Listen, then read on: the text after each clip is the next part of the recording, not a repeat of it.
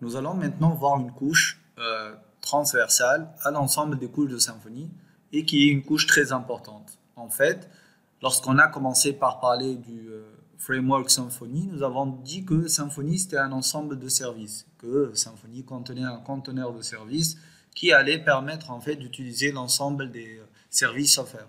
Donc si on veut être plus concret, prenons nos vendors. Donc nos vendors c'est un ensemble de composants déjà prêts à l'emploi, tels que SwiftMailer qui est le composant qui va nous permettre de gérer le mail, comme par exemple Doctrine qui nous a permis de gérer notre base de données, etc. Et donc vous au niveau de votre bundle et au niveau de votre contrôleur, vous utilisez déjà des services, mais peut-être sans vous en rendre compte. C'est-à-dire que en faisant un $this, par exemple, si je veux récupérer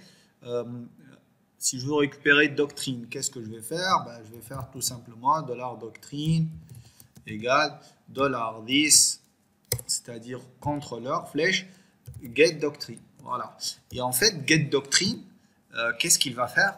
Il va tout simplement aller vérifier si le conteneur de service de Symfony a un service qui s'appelle Doctrine.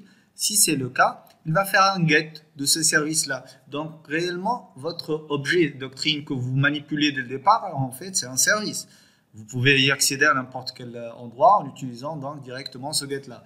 Et donc, ce petit helper-là, qui est le get Doctrine, son rôle, c'est d'aller vérifier si le service il existe et il va aller le récupérer pour vous le fournir afin que vous l'utilisiez. Et donc, pour faire simple, si on veut définir un service, c'est une classe simple, une classe PHP, qui va fournir un service. Donc, Doctrine, ici, il va fournir un service qui va nous permettre de gérer la base de données. Donc, on a aussi utilisé le service de Twig. Donc, en faisant un $this flèche get, là, on peut avoir l'ensemble des services qui sont offerts. On a le service de cache, on a le service de Doctrine, on a le service de Twig aussi. Vous voyez que on a plein de services qu'on peut utiliser lorsqu'on se balade dans votre projet Symfony.